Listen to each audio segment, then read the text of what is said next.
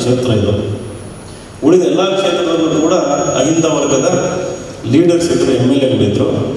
ಇವತ್ತು ಅವರನ್ನು ಆಲ್ಮೋಸ್ಟ್ ಶಾಶ್ವತವಾಗಿ ಅವರನ್ನು ಎಷ್ಟು ಅಶಕ್ತರನ್ನಾಗಿ ಮಾಡಿದ್ದಾರೆ ಅಂತಂದರೆ, ನಮ್ಮನೆಗೆ ಯಾರಾದರೂ ಬಂದರೆ ಬಿಸಿಬಿಡ್ತಾರೆ, ಜೋರಾಗಿ ಮಾತಾಡಿದರೆ ಆ ಗೋಡೆಗಳಿಂದ ಆಚೆ ಹೋಗಿ ಅವ್ರ ಮನೆಗೆ ಅವ್ರ ಕಿವಿಗೆಲ್ಲಿ ಬೀಳುತ್ತೆ ಅನ್ನೋ ಒಂದು ಭಯ. ಈ ಭಯದ ವಾತಾವರಣದಲ್ಲಿ ನಾವು ಯಾಕೆ ಬದುಕಬೇಕು? ಆ ಒಂದು ಪ್ರಶ್ನೆಯಿಂದ ಬಂದು ದಾವಣಗೆರೆಯಲ್ಲಿ ಒಂದು ಪ್ರಯತ್ನ ಮಾಡಿದಾಗ ಟಿಕೆಟ್ ಆಕಾಂಕ್ಷೆ ಇತ್ತು, ಸಿಗಲಿಲ್ಲ. ಸಿಗಲಿಲ್ಲ ಅಂತ ನಿರಾಶನಾಗದಂಗೆ ಒಂದು ಹೋರಾಟ ಮಾಡಿ ಸುಮಾರು 42,907 ಓಟು ದಾವಣಗೆರೆ ಒಂದು 8 MLA ಕ್ಷೇತ್ರ ಸೇರಿ ಪಡೆದಿದ್ದೀರಿ. ನೀವು ಅದಕ್ಕೆ ಚಪ್ಪಾಳೆ ಪಡಿತಿದ್ದೀರಿ. ಆದರೆ ದಾವಣಗೆರೆಯಲ್ಲಿ ನೀವು ಆಚೆ ಹೋಗಿ ಏನಾದರೂ ಕೇಳಿದರೆ, ಇಲ್ಲ ವಿನಯ್ ಕುಮಾರ್ಗೆ 1 ಲಕ್ಷದಿಂದ 1.5 ಲಕ್ಷ ಮಿನಿಮಮ್ ವೋಟ್ಸ್ ಬರಬೇಕಿತ್ತು ಅಂತಂದು ಇವತ್ತು ಯಾರನ್ನೇ ಕೇಳಿದ್ರು, ಯಾವುದೇ ಹಳ್ಳಿನಲ್ಲಿ ಕೇಳಿದ್ರು ಒಂದು ಮಾತು ಹೇಳ್ತಾರೆ. 43,000 ಅತ್ಯಂತ ಕಡಿಮೆ ವೋಟ್ ಅಂತ ನಾನು ಭಾವಿಸ್ತೀನಿ. ನಾವು ಹಾಕಿದಂಥ ಸಾಮರ್ಥ್ಯಕ್ಕೆ, ನಾವು ಒಂದು ಮಾಡಿದಂಥ ಕೆಲಸಕ್ಕೆ. ಆ ವೋಟುಗಳು ಕಡಿಮೆ ಆಗೋದಕ್ಕೆ ಮೂಲ ಕಾರಣ ಯಾರು ಅಂತಂದರೆ,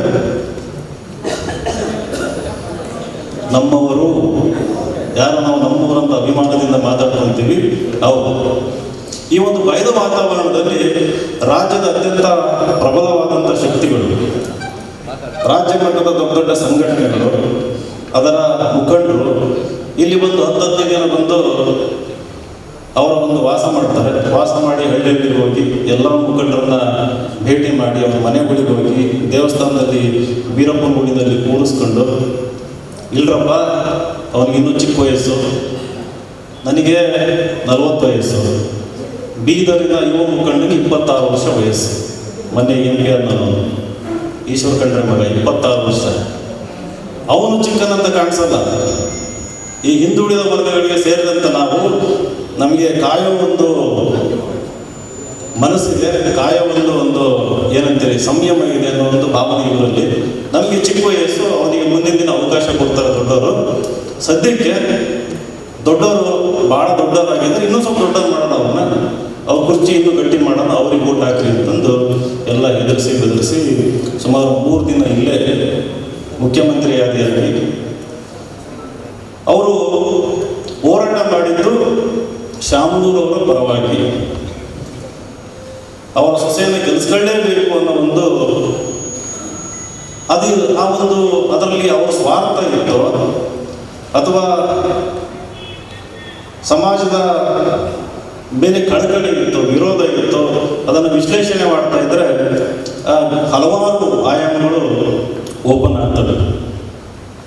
ಬಟ್ ಅವರ ಒಂದು ಕುರ್ಚಿಯನ್ನು ಗಟ್ಟಿ ಮಾಡ್ಕೊಳ್ಳೋದಕ್ಕೋಸ್ಕರ ಸಮಾಜದಲ್ಲಿ 2ನೇ ಹಂತದ ನಾಯಕ ಆಗಬೇಕಾಗಿದ್ದಂಥ ವ್ಯಕ್ತಿಗಳನ್ನು ಅವಕಾಶ ವಂಚಿತರನ್ನಾಗಿ ಮಾಡೋದಷ್ಟೇ ಅಲ್ಲ, ಇವರು ಬೆಳೆದ್ರೆ ಮುಂದೆ ನಮಗೆ ಎಲ್ಲಿ ಗೊತ್ತಾಗ್ತಾರೋ ಅನ್ನೋ ಒಂದು ಭಯನೂ ಇರ್ಬೋದೇನೋ ಗೊತ್ತಿಲ್ಲ ನಮಗೆ. ನಾವು ಪಂಚಾಯತಿ ಮಟ್ಟದಿಂದ ರಾಜ್ಯ ಮಟ್ಟದ ತನಕ ಎಲ್ಲಿ ತನಕ ನಾವು ಅಸೂಯೆ ಬಿಡೋದಿಲ್ಲ, ಎಲ್ಲಿ ತನಕ ನಮ್ಮ ಒಳಗಿರುವ ಅಬದ್ಧತೆಯನ್ನು ನಾವು ಕಳಿಸೋದಿಲ್ಲ, ಅಲ್ಲಿ ತನಕ ನಾವು ಒಗ್ಗಟ್ಟಾಗೋದಿಲ್ಲ, ನಮ್ಮಲ್ಲಿ ಹೊಸ ನಾಯಕತ್ವ ಹುಟ್ಟೋದಿಲ್ಲ. ನಾನು ಸಂದಾಪುರ್ ಸರ್ ಮನೆಗೆ ಹೋಗಿದ್ದೆ. ನಾನು ಶಾಪುರಲ್ಲಿ ನಮ್ಮ ಹುಡುಗ ಅಯ್ಯಣ್ಣ ನಮ್ಮ ಜೊತೆ ಓಡಾಡ್ತಾನೆ, ಅವ್ನು ಕರ್ಕೊಂಡು ಹೋಗಿದ್ದ, ಅಲ್ಲಿ ಹೋಗಲೇಬೇಕು ಅಂತಂದು ನನಗೆ ಬಹಳ ಸಂತೋಷ ಆಯಿತು. ಅವತ್ತು ಅವರು ನಡೆಸ್ಕೊಂಡಂಥ ರೀತಿ, ಹಂಗೆ ಸುವರ್ಣಕ್ಕರ ಮನೆಗೂ ಕೂಡ ಹೋಗಿದ್ದೆ, ಅವರು ನಡೆಸ್ಕೊಂಡಂಥ ರೀತಿ, ಅವರೆಲ್ಲ ಕಥೆಗಳನ್ನು ಕೇಳಿದಾಗ ಇವರು 30ರಿಂದ 35 ವರ್ಷ ತಮ್ಮ ಜೀವನ ಅಂದರೆ ಹೆಂಡತಿ ಮಕ್ಕಳು ಗಂಡ ಇರ್ಬೋದು ಅವರೆಲ್ಲರಿಂದಲೂ ದೂರ ಆಗಿ ಇವತ್ತು ಬಂದಿರೋ ಪ್ರತಿಯೊಬ್ಬರು ನಾಯಕರೇ ಇದ್ದೀವಿ. ನಾವು ಇಲ್ಲಿ ಬಂದು ಇಲ್ಲಿ ಕೂತಿದ್ದೀವಿ ಅಂತಂದರೆ ನಮ್ಮಲ್ಲಿ ಯಾರನ್ನೂ ಕೂಡ ಸ್ವಾರ್ಥ ಇಲ್ಲ. ಯಾಕಂತಂದ್ರೆ ನಮ್ಮ ವೈಯಕ್ತಿಕ ಜೀವನ ಬದಿಗಿಟ್ಟು, ನಮ್ಮ ಮಕ್ಕಳ ಭವಿಷ್ಯನ ಆ ಕಡೆ ಬದಿಗಿಟ್ಟು ನಾವು ಇಲ್ಲೆಲ್ಲ ವಯಸ್ಸಾಗಿರೋರು, ನೀವು ನಿಮ್ಮ ಮಕ್ಕಳ ಜೊತೆಗೆ ಭಾಳ ಅಮೂಲ್ಯ ಕ್ಷಣಗಳನ್ನು ಕಳಿಬೋದಾಗಿತ್ತು ನಿಮ್ಮ ಯೌವನದ ದಿನಗಳಲ್ಲಿ. ಅದನ್ನು ಕೂಡ ದೂರ ಇಟ್ಟು ಇಲ್ಲಿ ಬಂದಿರೋರೆಲ್ಲರೂ ರಾಜಮೌಳಿ ಇರ್ಬೋದು, ರುದ್ರಪ್ಪ ಗುಳುಗಡಿ ಸರ್ ಇರ್ಬೋದು, ಎಲ್ಲವನ್ನು ಸೈಡ್ಗಿಟ್ಟು ಬಂದಿರೋಂಥವ್ರು, ಯಾರಿಗೂ ಸ್ವಾರ್ಥ ಇಲ್ಲ. ಈ ನಿಸ್ವಾರ್ಥವನ್ನು ಗುರುತಿಸಿ ಇವರಿಗೆ ನಾವು ಅವಕಾಶ ಕೊಡಬೇಕಿತ್ತು ಅನ್ನೋ ಒಂದು ಮನಸ್ಥಿತಿ ನೀವೆಲ್ಲ ಜೀವನ ಸಲ್ಲಿಸಿ ಬೆಳೆಸಿದಂಥ ನಾಯಕರಿಗೆ ಯಾವತ್ತೂ ಬರಲಿಲ್ಲ. ಅವರು ಬೆಳೀತಾ ಏನಾಯಿತು ಅಂತಂದರೆ ಅವರಲ್ಲಿ ಅಬದ್ಧತೆ ಜಾಸ್ತಿ ಆಯಿತು. ದಾವಣಗೆರೆ ಕ್ಷೇತ್ರದಲ್ಲೂ ಹಂಗೆ ಜಾಸ್ತಿ ಶ್ರೀಮಂತರಾದಂಗೆ, ಜಾಸ್ತಿ ಅಧಿಕಾರ ಬಂದಂಗೆ ಅವರಲ್ಲಿ ಒಂದು ಇನ್ಸೆಕ್ಯೂರಿಟಿ. ಇವತ್ತು ನೋಡಿ, ನಾನು ದಾವಣಗೆರೆಯಲ್ಲಿ ಓಡಾಡೋಕ್ಕೆ ಶುರು ಮಾಡಿದ ಮೇಲೆ, ಒಂದು ಕಾಂಪಿಟೇಷನ್ ಅಂತ ಬಂದ ಮೇಲೆ, ಇವತ್ತು ದಾವಣಗೆರೆಯಲ್ಲಿ ಶಾಮನೂರು ಕುಟುಂಬದವರು IAS ಕೋಚಿಂಗ್ ಸೆಂಟರ್ ಶುರು ಮಾಡಿದ್ದಾರೆ. ಮೆಡಿಕಲ್ ಕಾಲೇಜು, ಇಂಜಿನಿಯರಿಂಗ್ ಕಾಲೇಜು, ಅದು ಇದು ಎಲ್ಲ ಶುರು ಮಾಡಿದವರು ಇವತ್ತು IAS ಕೋಚಿಂಗ್. ನನ್ನ IAS ಕೋಚಿಂಗ್ ದಾವಣಗೆರೆಯಲ್ಲಿ ಶುರು ಮಾಡಿ ಒಂದು 8 ತಿಂಗಳಾದ ಮೇಲೆ ಅವರು ಕೂಡ ಒಂದು ಶುರು ಮಾಡಿದ್ದಾರೆ IAS ಕೋಚಿಂಗ್ ಸೆಂಟರ್ ದಾವಣಗೆರೆಯಲ್ಲಿ. ಕಾಂಪಿಟೇಷನ್ ಇರಲಿಲ್ಲ, ಅದು ಉಚಿತವಾಗಿ IAS ಕೋಚಿಂಗ್ ಅಂತ. ನನಗೆ ಭಾಳ ಸಂತೋಷ ಆಯಿತು. ಅದರಿಂದ ನನಗೆ ಅಭದ್ರತೆ, ಇನ್ಸೆಕ್ಯೂರಿಟಿ ಬರಲಿಲ್ಲ. ಅವಾಗ ನಾನು ರಾತ್ರಿ ಭಾಳ ಸಂತೋಷವಾಗಿ ಮಲ್ಕೊಂಡೆ. ನಾನು ಒಂದು ಕಾಂಪಿಟೇಷನ್ ಬಂದಿದೆ ಅಂತಂದು ಅವ್ರ ದುರಹಂಕಾರ ಒಂದು ಇಂಚು ಕೆಳಗೆ ಬಿತ್ತಲ್ಲ, ಅವರಿಗೆ ನಾವು ಕೂಡ ಸೇವೆ ಮಾಡ್ಬೋದು ನಿಸ್ವಾರ್ಥತೆಯಿಂದ. ನಿಸ್ವಾರ್ಥ ಇಲ್ಲ ಅದರಲ್ಲಿ ಬಹಳ ದೊಡ್ಡ ಸ್ವಾರ್ಥ ಇದೆ. ರಾಜ್ಯದ ಮುಖ್ಯ ಕಾರ್ಯದರ್ಶಿ ಕರೆಸ್ತಾರೆ, ಆಮೇಲೆ ಇಲ್ಲಿರೋ DC ಗಳು, SP ಗಳು ಅವ್ರ ಮಿಲ್ಲಿಗೆ ಹೋಗೋದು, ಅವ್ರ ಮನೆಗೆ ಹೋಗೋದು, ಅಲ್ಲಿ ಕೂತ್ಕೊಂಡು ಕೆಲಸ ಮಾಡೋಂಥ ವ್ಯವಸ್ಥೆ. ಸ್ವಾಭಿಮಾನ ಇಲ್ಲ ಅಧಿಕಾರಿಗಳಿಗೆ. ಯಾಕೆ ಬೈದಲ್ಲಿ ಬದುಕ್ತಾರಂತ ಗೊತ್ತಿಲ್ಲ. ನಾವು 3 ಹೊತ್ತು ದುಡ್ಕೊಳ್ಳೋ ಶಕ್ತಿ ಇದ್ದ ಮೇಲೆ, ನಮ್ಮ ಸ್ವಂತ ಕಾಲ ಮೇಲೆ ನಿಂತ್ಕೊಳ್ಳೋ ಶಕ್ತಿ ಇದ್ದ ಮೇಲೆ, ನಾವು ನಿಜವಾಗ್ಲೂ ಕೂಡ ಪ್ರಪಂಚದ ಯಾವುದೇ ಶಕ್ತಿ ಮುಂದೆ ಕೂಡ ನಾವು ತಲೆ ಬಾಗಬಾರ್ದು. ಅದನ್ನು ಕಸ್ಕೊಳ್ಳೋವಂಥ ಹಕ್ಕು ಇಲ್ಲ. ಬಾಬಾ ಸಾಹೇಬ್ ಅಂಬೇಡ್ಕರ್ ಆ ಸಂವಿಧಾನ ಕೊಟ್ಟಿದ್ದಾರೆ, ಆ ಹಕ್ಕುಗಳನ್ನು ನಮ್ಗೆ ಕೊಟ್ಟಿದ್ದಾರೆ. ಆ ವ್ಯವಸ್ಥೆ ಒಳಗೆ ಬದುಕ್ತಾ ಇದ್ದೀವಿ. ನಾವೇನು ಮಾಡ್ತೀವಿ, ಒಂದು ಸಣ್ಣ ಪುಟ್ಟ ಸ್ಥಾನಮಾನಕ್ಕೋಸ್ಕರ ಇವತ್ತು ಸುಮಾರು ಒಂದು 15 ಸಂಸ್ಥೆಗಳಲ್ಲಿ, ಕಾಲೇಜುಗಳಲ್ಲಿ ದಾವಣಗೆರೆಯಲ್ಲಿ ನನ್ನನ್ನು ಮುಖ್ಯ ಅತಿಥಿಯನ್ನು ಮಾಡ್ತಾರೆ, ಕರೀತಾರೆ. ಇನ್ನೇನು ನಾನು ಹೋಗ್ಬೇಕಂತಿರ್ತೀನಿ, ಇಂದಿನ ರಾತ್ರಿ ಇರ್ಬೋದು, ಇನ್ನು 1 ಅವರ್ ಹೋಗ್ಬೇಕಂತಿರ್ತೀನಿ. ಸರ್, ಸ್ವಲ್ಪ ಎಡವಟ್ಟಾಗಿದೆ, ಹೆಚ್ಚು ಕಮ್ಮಿ ಆಗಿದೆ, ಇದನ್ನು ಮುಂದೆ ಇನ್ನೊಂದ್ಸರಿ ಮಾಡೋಣ. ಅವರಿಗೆ ಫೋನ್ ಹೋಗುತ್ತೆ. ಈ GB ವಿನಯ್ ಕುಮಾರ್ಗೆ ಏನಾದರೂ ನೀವು ವೇದಿಕೆ ಕೊಟ್ಟರೆ, ಕಾಲೇಜ್ ಆಗಿದ್ದರೆ JDಯಿಂದ DC ಫೋನ್ ಮಾಡಿಸಿ ಎದುರಿಸ್ತಾರೆ ಅವ್ರಿಗೆ. ನಿಮ್ಮ ಮಾನ್ಯತೆ ತೆಗಿತೀವಿ, ಸಂಬಳ ಕಟ್ ಮಾಡ್ತೀವಿ, ಅನುದಾನ ಕಟ್ ಮಾಡ್ತೀವಿ, ಅವನಿಗೆ ವೇದಿಕೆ ಕೊಟ್ಟರೆ. ಈ ವಿಚಾರ ತಿಳಿಸೋರು ಯಾರು ಅಂತಂದ್ರೆ ನಮ್ಮವರು. ಅವ್ರ ಮನೆಯಲ್ಲಿರುವಂಥ ಕೆಲವೊಬ್ಬರು ಗುಲಾಮರು ಏನು ಮಾಡ್ತಾರೆ, ಈ ವಿಚಾರನ ಅವ್ರಿಗೆ ತಿಳಿಸ್ತಾರೆ, ಅವರು ಇದನ್ನು ಕಟ್ ಮಾಡ್ತಾರೆ. ಯೂನಿವರ್ಸಿಟಿನಲ್ಲಿ ಆಗಿದೆ. ಯಾಕಂತಂದರೆ ಎಲ್ಲ ಸಂಘ ಸಂಸ್ಥೆಗಳನ್ನು ಇವತ್ತು ಓನರ್ಶಿಪ್ ಹಿಡಿದಿರುವಂಥವ್ರು ಪ್ರಬಲ ಸಮುದಾಯದವರು, ಒಂದೇ ಸಮಾಜದವರು, ಒಂದೇ ಸಮುದಾಯದವರು. ಅವರೆಲ್ಲರೂ ಇವ್ರು ಹೇಳ್ದಂಗೆ ಕೇಳ್ತಾರೆ, ಇವ್ರು ಹೇಳ್ದಂಗೆ ಈ ಚಿಕ್ಕ ಪುಟ್ಟ ಸ್ಥಾನಮಾನಕ್ಕೆ ಆಕಾಂಕ್ಷಿಗಳಿರ್ತಾರೆ. ಅಂದರೆ ಅವರಿಗೆ ಸ್ವಲ್ಪ ತೃಪ್ತಿ ಅವರಿಗೆ. ಅವರು ನಮ್ಮನ್ನು ದಬ್ಬಾಳಿಕೆ ಮಾಡ್ತಾರೆ. ನಾನು ಹೇಳಿದೆ ಅವರಿಗೆ, ನೀವು ಅವ್ರನ್ನ ನೋಡಿ ಭಯ ಪಡ್ತಾ ಇದ್ದೀವಿ, ಅವರು ನನ್ನನ್ನು ಕಂಡ್ರೆ ಭಯ ಪಡ್ತಾ ಇದ್ದಾರೆ, ಭಾಳ ಸಂತೋಷ. ಇವತ್ತು ನನಗೆ ಒಂದು ವೇದಿಕೆ ನಿರಾಕರಣೆ ಮಾಡ್ತಾರೆ ಅಂತಂದ್ರೆ ಆ ಭಯದಿಂದ, ಆ ಭಯ ಇರೋದ್ರಿಂದ ವೇದಿಕೆ ಕೊಡ್ತಾ ಇಲ್ಲ. ನೀವು 100 ವೇದಿಕೆ ಕಷ್ಟ, ಅದಕ್ಕಿಂತ 10 ಪಟ್ಟು ವೇದಿಕೆಗಳನ್ನು ಸ್ವಂತ ಶಕ್ತಿಯಿಂದ ಸಮಾಜದ ಎಲ್ಲ ಸಮಾಜದವರು ಒಂದು ಒಳ್ಳೆಯ ಮನಸ್ಸುಗಳ ಶಕ್ತಿಯಿಂದ ನಿರ್ಮಿಸಿಕೊಳ್ಳುವಂಥ ಶಕ್ತಿ ನಮ್ಮ ಜನರಲ್ಲಿದೆ ಅಂತಂದು ನಾನು ಹೇಳಿದ್ದೀನಿ. ಇವತ್ತು ಕೂಡ ಒಂದು ಉದಾಹರಣೆ ಇದೆ. ಇವತ್ತು ಹರಿಯಾಣದಲ್ಲಿ ಒಬ್ಬ SC ಹುಡುಗ, ದಲಿತ ಸಂಘರ್ಷ ಸಮಿತಿ ಒಬ್ಬ ಸಂಚಾಲಕ ಹುಡುಗ, ಅವರು ನನಗೆ ವೇದಿಕೆಗಳನ್ನು ಕೊಡ್ತಾರೆ. ಕಾಲೇಜಿಗೆ ನಿರಾಕರಣೆ ಮಾಡಿದಾಗ ಅವ್ರು ಮುಂದೆ ಹೋಗಿ ಪ್ರತಿಭಟನೆ ಮಾಡಿ, ಇಲ್ಲ GB ವಿನಯ್ ಕುಮಾರ್ ಅವರ ನೀವು ಸ್ಪೀಚ್ ಕೇಳಿಲ್ಲ, ಹೋಗಿ ಕೇಳಿಸ್ಬಿಟ್ಟು ಇವ್ರಿಗೆ ನೀವು ಕೊಡಲೇಬೇಕು ಅಂತಂದು. ಯಾಕಂತಂದ್ರೆ ನಾವು ಒಂದು ದೊಡ್ಡ ಸಮಾಜಕ್ಕೆ ಸೇರಿದ ಮೇಲೆ ನಮ್ಮ ಸಮಾಜವನ್ನು ಒಗ್ಗೂಡಿಸೋದ್ರ ಜೊತೆಗೆ ನಮ್ಮ ಮೇಲೆ ಇನ್ನೂ ದೊಡ್ಡ ಜವಾಬ್ದಾರಿ ಇದೆ. ಉಳಿದ ಸಮಾಜಗಳನ್ನು ಕೂಡ ಜೊತೆಗೆ ಸ್ನೇಹಿತರಂತೆ ಕರ್ಕೊಂಡು ಹೋಗಿ ಅವರನ್ನು ಕೂಡ ಬೆಳೆಸ್ಕೊಳ್ಳುವಂಥ ದೊಡ್ಡ ಜವಾಬ್ದಾರಿ ನಮ್ಮಲ್ಲಿದೆ.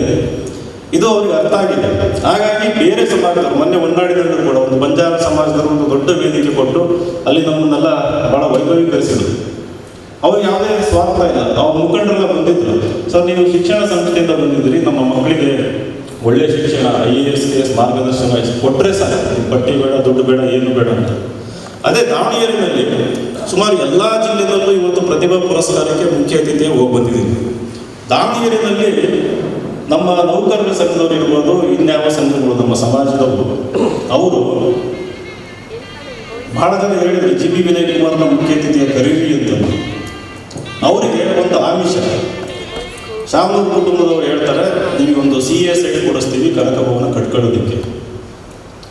ಆ ಸೈಟ್ ಸಿಗುತ್ತಲ್ಲ ಅನ್ನೋ ವಿಚಾರಕ್ಕೆ ನಮ್ಮನ್ನ ಹೆಸರು ಹಾಕಲಿಲ್ಲ, ಕರೀಲಿಲ್ಲ. ನನಗೇನು ಬೇಜಾರಿಲ್ಲ ಅದಕ್ಕೆ.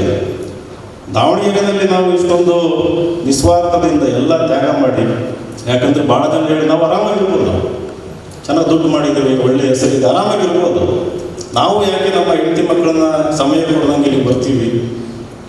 ಇಲ್ಲಿರುವ ಶೋಷಣೆ ವಿರುದ್ಧ ಧ್ವನಿ ಎತ್ತಬೇಕು, ಹೋರಾಟ ಮಾಡಬೇಕು ಅನ್ನೋ ಒಂದು ಉದ್ದೇಶದಿಂದ ಬಂದಿರ್ತೀವಿ. ಇದನ್ನು ಅರ್ಥ ಮಾಡ್ಕೊಳ್ಳೋದಕ್ಕೆ ಈ ಅಲ್ಪಕಾಲಿಕ ಒಂದು ಬೆನಿಫಿಟ್ಟಿಗೋಸ್ಕರ ಅವ್ರು ಕೂಡ 30 ವರ್ಷದಿಂದಲೇ ಹೇಳ್ತಿದ್ದಾರೆ, ನಿಮಗೊಂದು ದಾವಣಗೆರೆಯಲ್ಲಿ ಕನಕ ಭವನ ಇಲ್ಲ. ಇಮ್ಯಾಜಿನ್ ಮಾಡಿ, 3 ಲಕ್ಷಕ್ಕಿಂತ ಜನಸಂಖ್ಯೆ ಇರುವ ದಾವಣಗೆರೆಯಲ್ಲಿ ಇವತ್ತಿನವರೆಗೂ ಒಂದು ಕನಕ ಭವನ ಇಲ್ಲ. MP ಆಗಿದ್ದು 3 ಸರಿ, MLAಗಳಾಗಿದ್ದು. ಅದು ಭಾಳ ಶ್ರೀಮಂತರಿದ್ದಾರೆ ದಾವಣಗೆರೆಯಲ್ಲಿ. ಸುತ್ತಮುತ್ತ ಹಳ್ಳಿಗಳಲ್ಲಿ ದೊಡ್ಡ ದೊಡ್ಡ ಜಮೀನ್ದಾರಿದ್ದಾರೆ, ದೊಡ್ಡ ದೊಡ್ಡ ಶ್ರೀಮಂತರಿದ್ದಾರೆ. ಅವರೆಲ್ಲರೂ ಅವ್ರ ಮನೆಗೆ ಹೋಗ್ತಾರೆ, ಬೆಳಗಿಂದ ಸಾಯಂಕಾಲ ಕಾಯ್ತಾರೆ. ಅವ್ರಿಗೆ ಆಶ್ವಾಸನೆ ಕೊಟ್ಟರು ಅಂತಂದು. ಇದು ಎಲ್ಲ ಕ್ಷೇತ್ರಗಳಲ್ಲಿ ಆಗ್ತಿರುವಂಥ ಕೆಲಸ ಇದೆ. ನಾವು ಇವುಗಳನ್ನು ಅರ್ಥ ಮಾಡಿಕೊಂಡು ನಾವು ಧೈರ್ಯದಿಂದ ಮುಂದಕ್ಕೆ ಹೋರಾಟ ಮಾಡಿದರೆ, ನಾನು ಆಗಲೇ 43,000 ಓಟ ಬರೋ ಜಾಗದಲ್ಲಿ 1.5 ಲಕ್ಷ ಬರ್ತಿತ್ತು. ಖಂಡಿತ ಅದು ಸಾಧ್ಯತೆ ಅದು. ಅದಕ್ಕಿಂತ ಹೆಚ್ಚು ಬಂದು ಇನ್ನೂ ನಾವು ಗೆಲ್ಲುವಂಥ ಸಾಧ್ಯತೆಗಳು ಇದ್ದಾವೆ. ನಾನು ಭಾಳ ಸರಿ ಅಂದ್ಕೊಂಡೆ, ನಮ್ಮ ಸಂದಾಪುರ ಸರ್ ಅವರು ಇಂಡಿಪೆಂಡೆಂಟ್ ಇರ್ಬೇಕಂತ ಭಾಳ ಮನಸ್ಸು ಮಾಡಿ ಆಲ್ಮೋಸ್ಟ್ ನಿಂತು ಬಿಟ್ಟಿದ್ರಂತೆ. ಬಟ್ ಆ ಕೊನೆಯ ಗಳಿಗೆಯಲ್ಲಿ ಇವರು ಜಾದು ಮಾಡಿಬಿಡ್ತಾರೆ ಬೇರೆಯವರು. ಅವರು ಸ್ಟೋರಿಗಳೆಲ್ಲ ಕೇಳಿಸ್ಕೊಂಡಿದ್ನಲ್ಲ, ನಾನು ಅದಕ್ಕೆ ನಾನು ನಿಲ್ಲಿಸಿರ್ಲಿಲ್ಲ. ನಾನು ಇವರೆಲ್ಲರೊಂದು ಸ್ಟೋರಿಗಳನ್ನ ಕೇಳಿದ ಮಾರ್ಗದರ್ಶನ ತಗೊಂಡಿದ್ದಕ್ಕೆ ನಾನು ಬಹಳ ಪ್ರಬಲ ವ್ಯಕ್ತಿಗಳು ಹೇಳಿದ್ರು ಕೂಡ ನಾನು ಹಿಂದೆ ಸರಿಲಿಲ್ಲ. ಯಾಕಂದ್ರೆ ಅದು ಯಾವುದೇ ಸ್ವಾರ್ಥ ನನಗೆ ಗೊತ್ತು. ಹಿಂದೆ ಸರಿದಾಗ ಮತ್ತೆ 0ಯಿಂದ ಶುರು ಮಾಡ್ಬೇಕು, ಮತ್ತೆ 0ಯಿಂದ ಶುರು ಮಾಡ್ಬೇಕು. ಯಾಕಂದ್ರೆ ಯಾರು ಹತ್ರ ಬಿಡ್ಕೊಡಲ್ಲ ಅವರು. ಇವತ್ತು ದೊಡ್ಡ ದೊಡ್ಡ ಬೆಂಗಳೂರಲ್ಲಿ ವೇದಿಕೆಗಳಲ್ಲಿ GP ವಿನಯ್ ಕುಮಾರ್ ಅಂತ ಹೆಸರು ಬರೆದ್ರೆ ಅಲ್ಲಿ ಇರೋದು, ಇದು ದಾವಣಗೆರೆಯಲ್ಲಿ ಹಿಂಗೆ ಆಗ್ತಾ ಇದ್ರೆ ಬೆಂಗಳೂರಲ್ಲಿ ಒಂದು, ಅಲ್ಲಿರೋ ದೊಡ್ಡ ದೊಡ್ಡ ಮುಖಂಡರು ನನ್ನ ಹೆಸರಲ್ಲಿ ತೆಗೆಸ್ತಾ ಇದ್ದಾರೆ, ವಿನಯ್ ಕುಮಾರ್ ಹೆಸರು ಯಾಕೆ ಹಾಕಿದ್ದೀವಿ ಅಂತ. ಕಲಬುರಗಿಯಲ್ಲಿ ಮೊನ್ನೆ ಹೋಗಿದ್ದೆ, ವಿನಯ್ ಕುಮಾರ್ಗೆ ಮಾತಾಡೋಕೆ ಬರ್ಬೇಕಂತ ಪಾಪ ಅಲ್ಲಿರೋ ಎಲ್ಲರಿಗೂ ಇಷ್ಟ. ಅಲ್ಲಿ ಬಂದಿರೋದು 2-3 ಜನ ರಾಜ್ಯ ಮಟ್ಟದ ಮುಖಂಡರುಗಳು ಇಲ್ಲ, ಅವರಿಗೆ ಮಾತಾಡೋದಕ್ಕೆ ಕೊಡಬೇಡ್ರಿ ಅಂತ ಅಂದ್ಬಿಟ್ಟು.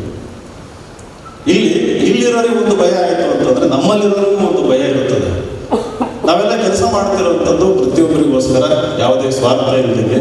ಸೊ ಇದನ್ನು ನಾವೆಲ್ಲರೂ ಅರ್ಥ ಮಾಡಿಕೊಂಡು ಮುಂದಿನ ದಿನದಲ್ಲಿ ನನ್ನ ಒಂದೇ ಒಂದು ಬೇಡಿಕೆಯಲ್ಲಿ ಬಂದಿರೋಲ್ಲ ಲೀಡರ್ಸ್ ಎಲ್ಲರೂ ಭಾಳ ಚೆನ್ನಾಗಿ ಮಾತಾಡಿದ್ರು. ಎಲ್ಲರೂ ಮೇಡಮ್ ಆದಿ ಭಾಳ ಚೆನ್ನಾಗಿ, ಇಲ್ಲಿರೋರು ಎಲ್ಲರೂ ಕೂಡ ಅಷ್ಟು ಚೆನ್ನಾಗಿ ಮಾತಾಡ್ತೀರಿ. ಎಲ್ಲರೊಳಗೂ ಪ್ರತಿಭೆ ಇದೆ, ಸಾಮರ್ಥ್ಯ ಇದೆ. ಅವಕಾಶ ಸಿಗಲಿಲ್ಲ ಅಂತಂದು ನಿರಾಶೆ ಆಗ್ದಂಗೆ ನಾವೆಲ್ಲರೂ ಆ ಒಂದು ಸಂದರ್ಭಗಳು ಬಂದಾಗ ಇಂಡಿಪೆಂಡೆಂಟಾಗಿ ಹೋರಾಟ ಮಾಡೋಣ. ಟಿಕೆಟ್ ಕೊಟ್ಟರೆ ಸರಿ, ಕೊಡಲಿಲ್ಲ ಅಂತಂದರೆ ಅನಿಸುತ್ತೆ ಏನಾದರೂ ದುಡ್ಡು ಇರಬೇಕು ಅಂತಂದು. ದುಡ್ಡು ಇಲ್ಲದೆ ಹೋರಾಟ ಮಾಡೋದು. 1 ಓಟ್ ಬರುತ್ತೋ 2 ಓಟ್ ಬರುತ್ತೋ.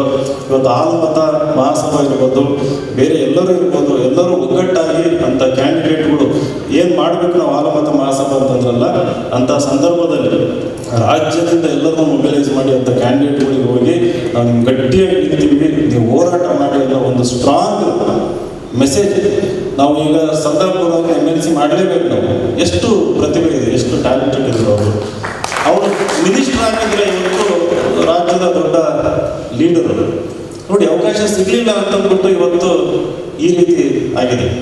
ಅವಕಾಶ ನಿರಾಕರಣೆ ಮಾಡಿ ನಮ್ಮ ಸಾಮರ್ಥ್ಯನ ತುಳಿಯಲು ಪ್ರಯತ್ನ ಮಾಡ್ತಾರೆ.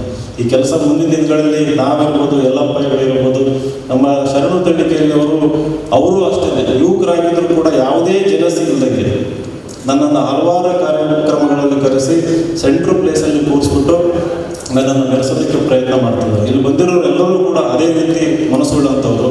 ಭಾಳ ಸಂತೋಷ ಆಯಿತು. ಆಮೇಲೆ ಅಲ್ಲಿ ಪ್ರಸನ್ನ ಅವರು ಅಲ್ಲಿ ಮೂಲೆಯಲ್ಲಿ ಕೂತ್ಕೊಂಡಿದ್ದಾರೆ, ಏನು ಯೋಚನೆ ಮಾಡ್ತಿದ್ದಾರೆ. ಅತ್ಯಂತ ಪ್ರತಿಭಾನ್ವಿತ ಲೀಡರು ನಮ್ಮ ದಾವಣಗೆರೆಯಲ್ಲಿ.